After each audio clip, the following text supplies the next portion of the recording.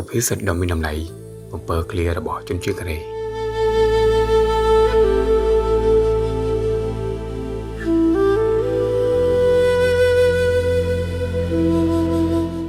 មួយទោះបីអ្នកស្គាល់ផ្លូវមួយច្បាស់ប៉ុណ្ណាក្តីសូមកុំភ្លេចជ្រើសសួរគេបញ្ជាក់ម្ដងទៀតចំពោះរឿងអ្វីក៏ដោយទោះបីជាអ្នកច្បាស់ខ្លាំងយ៉ាងណាក៏កុំមានជំនឿជ្រុលហួសហេតុខ្លាំងពេកពីព្រោះថាអ្វីៗសុទ្ធតែអាចប្រែប្រួលនិងមិនអាចរំពឹងទុកបានមុនរហូតនោះទេ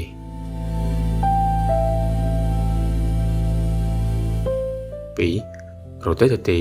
រមែងលាន់ឮសំឡេងខ្លាំងមានន័យស្រដៀងនឹងឃ្លាថាមីមន់ដែលស្រែកខ្លាំងរមែងពងមិនច្រើនដូចជាមីមន់ដែលសំងំក្រពងឡើយវាមានអត្ថន័យដូចនឹងសុភាសិតខ្មែរយើងមួយដែលថាឆ្កែព្រុសមិនដែលខំសម្រាប់មនុស្សវិញមិនសំខាន់ថាអ្នកពូកែនិយាយឬពូកែអួតអាងប៉ុណ្ណាទេសំខាន់គឺលទ្ធផលដែលអ្នកធ្វើសម្រេចបានប៉ុណ្ណា3ទីណាមានចន្ទៈទីនោះតែងតែមានផ្លូវឲ្យតែមនុស្សមានចន្ទៈនិងមានបំណងច្បាស់លាស់មុតទោះធ្វើកិច្ចការអ្វីក៏ដោយវាពិតជាអាចទៅរួចឬប្រកាសជាមានវិធីសាស្ត្រដែលអាចធ្វើទៅបានបើមនុស្សមានចន្ទៈដើម្បីសម្រេចអ្វីមួយហើយនោះគេនឹងព្យាយាមស្វែងរកវិធីសាស្ត្រដើម្បីធ្វើវាឲ្យបានល្អដូចគ្នា4ក្របសណ្ដែកតែដុសចេញពីកន្លែងដែលគេដាំវានោះស្រដៀងគ្នានឹងសុភាសិតខ្មែរមួយគឺស្លឹកឈើជ្រុះមិនឆ្ងាយពីគល់សម្រាប់ជីវិតរស់នៅវិញគឺក្មេងៗតែងតែមើលឃើញអ្វីដែលឪពុកម្ដាយឬមនុស្សជុំវិញខ្លួនប្រព្រឹត្តវាហើយវានឹងធ្វើតាមគំរូទាំងអស់នោះអញ្ចឹងមានន័យថាប្រសិនបើក្មេងនោះសម្ដែងចេញអាកប្បកិរិយាបែបណានោះមានន័យថាឪពុកម្ដាយរបស់គេក៏ប្រហែលមានអាកប្បកិរិយាបែបនោះដូចគ្នា5ពេលចាប់ផ្ដើមគឺអ្នកសម្រេចលទ្ធផលបានពាក់កណ្ដាលរួចទៅហើយគ្រប់កិច្ចការទាំងអស់ការចាប់ផ្ដើមគឺសំខាន់ខ្លាំងណាស់ពីព្រោះកិច្ចការពិចារណានៅលើលោកនេះមិនអាចទទួលបានផ្លែផ្កាក៏ដោយសារតែការមិនព្រមចាប់ផ្ដើមនេះឯង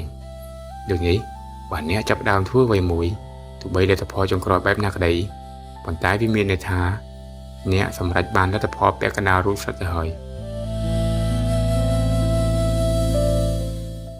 6កុំព្យាយាមយកដៃបាំងមេឃ